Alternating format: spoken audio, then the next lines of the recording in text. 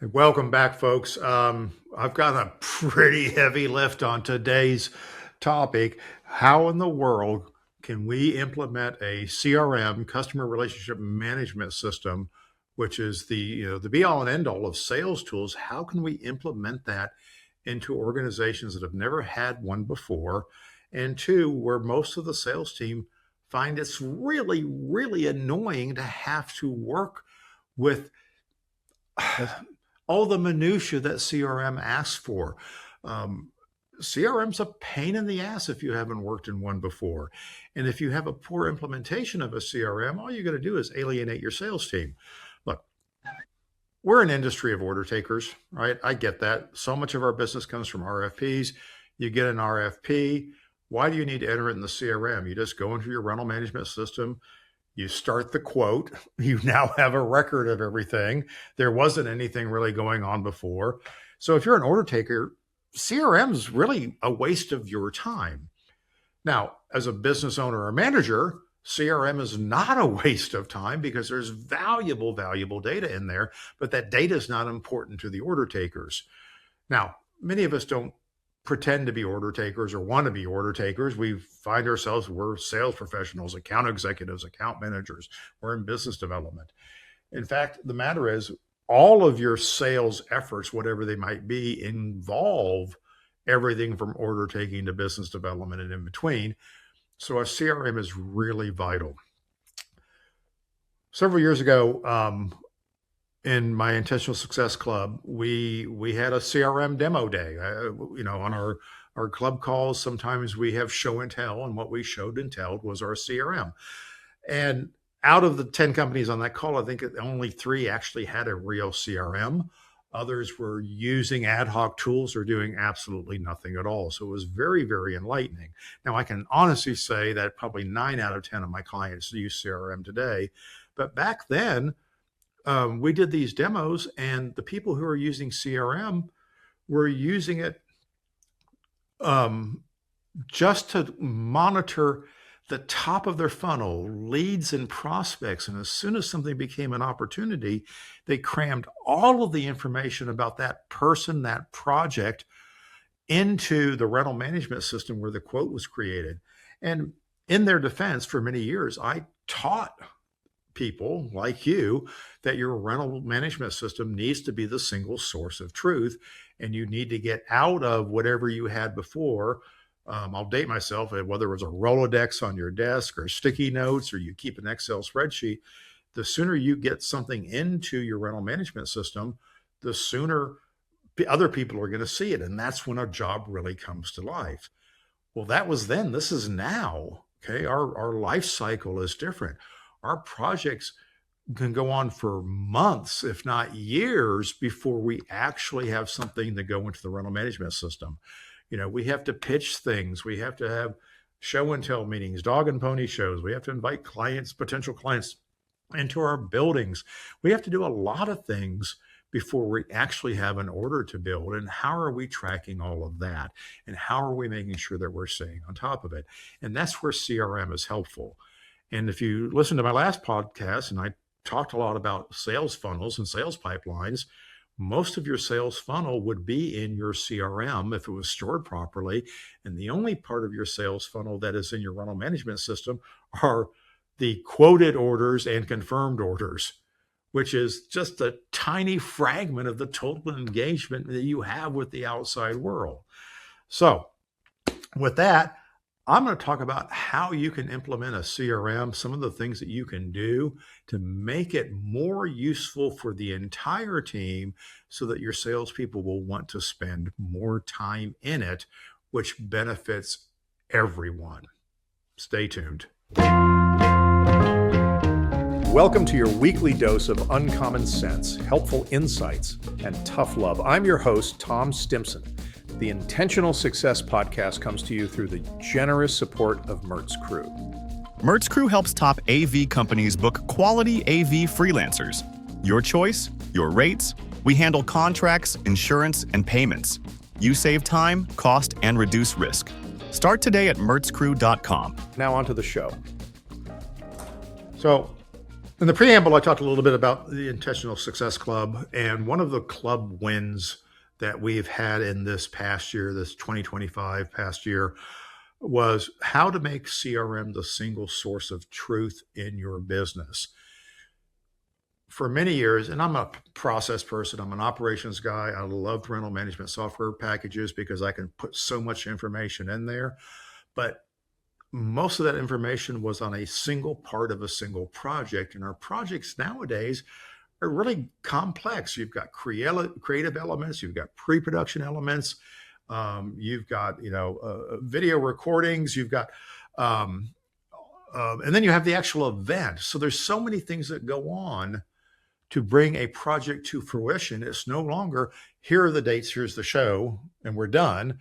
It could be 3 or 6 months or a year worth of detailed projects that can't possibly be covered in one invoice, which is how rental management is set up. So CRM, properly used, really fits well with the type of work that we're doing here today.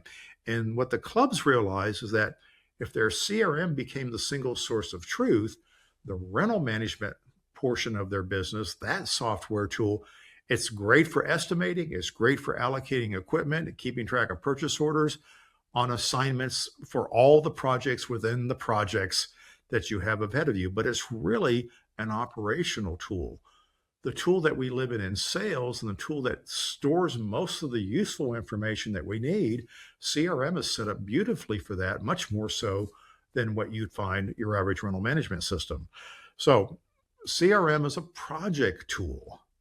It's not just about keeping track of the emails and back and forth between a customer and putting a probability on something, though those are valuable. It's actually a project tool. And if you look at CRM correctly, most of them are good project management platforms, of which a lead becomes a prospect, becomes an opportunity, which now ties them into a project. Then we actually have project development, which have multiple sub-projects. And CRM is the perfect place to expand all of that. And the tactical things happen in your rental management software. And when the light bulb went off, everybody started using their CRM differently. Now, how do you make it work better? What's the data that you would want to have if you've used CRM for a year? What do you want to look back and find out that you know? Really? And that's the power of it, is if you're looking backwards, what did you know? And can I now use that information to extrapolate going forward? In other words, if you use your CRM correctly, it's a great tool for looking back, but it's a fantastic tool for projecting into the future. So here's 10 things that we've talked about in the clubs that I want to share with you about things that are valuable to put in your CRM that will help everyone and will help keep your sales team engaged. Number one is lead time start.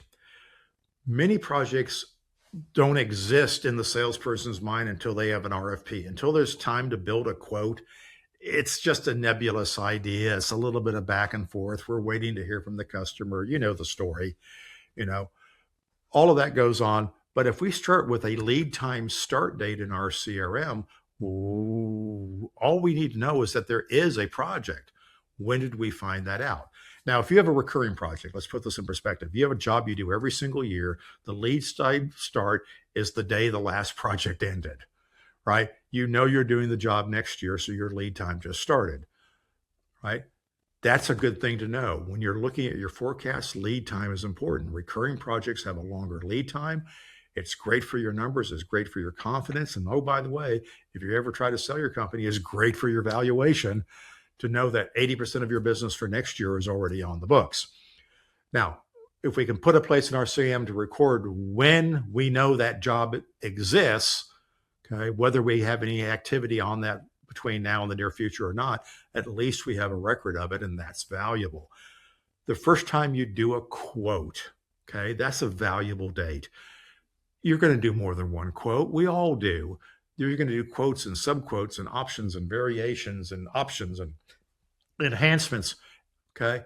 But the first time you're putting some numbers together, okay, that's a date we want to keep track of. From the lead time to the first time we started doing any kind of an estimating. These aren't necessarily in order of activity. The third thing that I want to record in my CRM is the first time we have an agreement. An agreement, the first agreement is, yes, we can do this project if we can keep the budget under $100,000. I want to mark that down. I want to put that in there because that's a great thing to refer back to, particularly when you get down the road and you're negotiating with your client and say, hey, remember on December 12th, we had this conversation and we agreed on these parameters. Has that changed? Do we need to come up with a new working agreement so that we can move forward? An agreement doesn't mean we've settled the deal and we know 100% of the scope and we've signed the dotted line. No, an agreement is we agree on some parameters that allow us to make progress in the job. The fourth thing I want to record is when the project actually confirms. Okay. Now, it may be multiple elements, but any element of a project confirming is effectively the project confirming. Often, we agree to do the creative design. Okay, that's the beginning of the project, but we don't have the rest of the project played out yet because we haven't done the creative. We agree on the general session, but we haven't sorted out the breakouts or the exhibit floor. Right. So the first time you have an agreement, that's a record date. Now I know what my lead time is. I know when my first quote is. I know when I got my first agreement. Right. That tells me about the life cycle of my jobs. The fifth thing is the total value of the project. Now, this is going to change over time. Okay. And it can be a range. Okay. But it's just a reference number. It's saying, hey, this is a $50,000 element of a $900,000 project. Okay. Whoa, this job's only $50,000. No, it's a $900,000 job, but we're only right now talking about $50,000 of pre-production on it.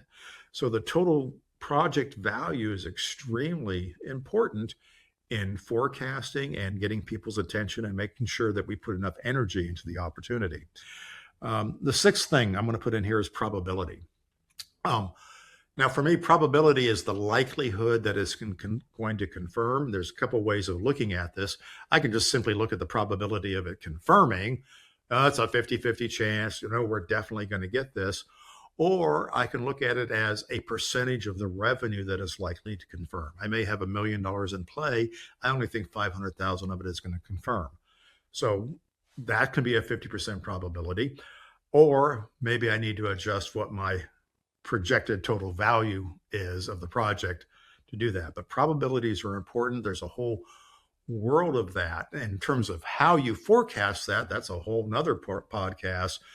But if we have less than 50% probability, it may as well be zero. If we're engaging with somebody, it's our business to lose. We're probably up at the 70, 80%. If we don't know what the final project is going to look like, we're probably closer to 70 than 80. Right? You see how that works? But we need to have some idea, and you need to have a system that communicates within your business culture and operational processes useful information about probability. Number 7, and this is a big one. This isn't going to get in there on the first day unless you sit down with a fully developed project and start it in your CRM, is a project timeline. And this is when CRM becomes a project management tool. So it's not managing the intricacies of the job itself. It's managing the intricacies of developing the project with the customer. So, when are the sub-project quotes going to be done? When are these discussions going to happen? When does the confirmation for each item need to occur in order for it to move forward? And each of the sub-projects, of course, can have their own probabilities and values on that. But we need a timeline so that when we say, hey, have you heard back from the customer yet? No, they haven't gotten back to me. Well, one, that's a suck answer. And two, it should be in your project timeline. Okay. If the client's not meeting the deadlines and you're not holding them accountable for that, we might have a problem. Well, if the client will let me know, no, you made an agreement with the client that's saying, hey, if I can get you a $100,000 budget, you'll refine your request. We'll have a meeting by this date so we can move the project forward. If not making those things, it's your job as the salesperson to go back to them saying, do we need to set a new date? Do I need to change the project timeline for you which allows you to update the CRM, which means anybody looking at your project now has better information. So if you're a salesperson, this project timeline is a great tool to, one, make it clear that you are working on the project and defending your answers, and two, remind you of stuff that you need to get done so you don't get hammered by somebody in a meeting that you weren't ready for. Number 8. So status. So probability is one thing, status is another. The status of a job. This is an inquiry. This is a quote. This is an estimate. Okay. We need to come up with a better way of describing the status of a job besides light pencil, heavy pencil, confirmed, right?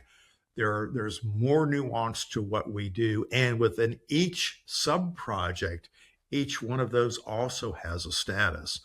And so when I talk about status, I'm looking at this from the operational point of view, saying, do I need to pay attention to this or not?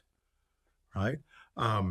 If I'm the person doing forecasting, if I'm the sales manager, how do I want to treat this in the forecast? If I have something that is only an inquiry, but I've got project timelines and probabilities at 80%, I'm going to challenge something. Something's not lining up. So this is a way to double check, are we paying attention to what the status of the job actually is, and how do all the sub-projects within that job relate? Number 9, we're not going to win all the jobs. A lot of CRMs say project lost. We don't lose jobs. We don't win them. You can't lose a job you didn't have. So I don't like saying we lost a job. I think it's defeatist. I think it's a bad excuse. I think it sends the wrong message. I could go on and on about that, but I won't. I'll just say we didn't win it. So somewhere in the CRM, if we didn't win a job, what are the notes? Okay. Client sent the quote. After repeated contacting, they ghosted us. That's great information. Client responded, gave it to the incumbent, said, the incumbent dropped their price and we decided to give them another year. Great notes. I know where I'm starting my conversation next year. How did that work out when your incumbent who wasn't doing a good job and you were out looking for other companies, drop their price, lower their margin? Did they suddenly get better? Just saying. So I need notes about why something wasn't won. And then when we do finish a project, number 10 in the CRM, or what are the project lessons? Now, CRM entry for a project isn't just the salesman's purview, right? And that's another mistake a lot of people make. Lots of people touch a project up front. You have a selling team of people, which includes, production designers and creative people and producers, project managers. There's lots of people who can contribute to this once the project has moved to a point where there's other people involved in it. And this is something that we need to take a look at. Where can they put information in so that next year's job will get better? Or we need to go back and analyze how that particular job went. So there's 10 things that you can do in a CRM that your salespeople will not only find helpful, your management team is going to find helpful, but if the salespeople find it helpful, they're much more likely to do it. And if they need to do these things in order to move a project through their system, they're much more inclined to do it. So by making CRM your single source of truth, nothing moves forward if the CRM isn't updated. So it does give salespeople a lot of control in sharing information and getting people to pay attention to the right things. It also puts a nice gap between speculative work and operational work. Okay. A good CRM will prompt next steps. If you look at any one of these things that I just listed out, 10 items, all of them prompt a next step. If we've done this, we know we can now start doing this. So if we know what next year's show is, start there, because that is your lead time start date. Put that in your CRM. Make your CRM full of exciting things to talk about. And you should always be able to forecast 12 to 18 months in advance directly out of your CRM. Is it going to be accurate? No forecast is accurate until it's passed, but at least you'll have something to work with which will allow you to make better decisions about what business to pursue, how to price them, which customers need the most attention and when, and how to keep the rest of the team engaged and informed so they can do a good job. So forget what I used to say. Okay, the single source of truth in your world is a CRM. Learn to use the CRM better so everybody embraces it. Everybody can use it as a project management tool, and you'll have the information that you need to be really, really successful and profitable at your jobs. Yeah, that's the kind of stuff we talk about over at Club. Thanks for listening. See you next week.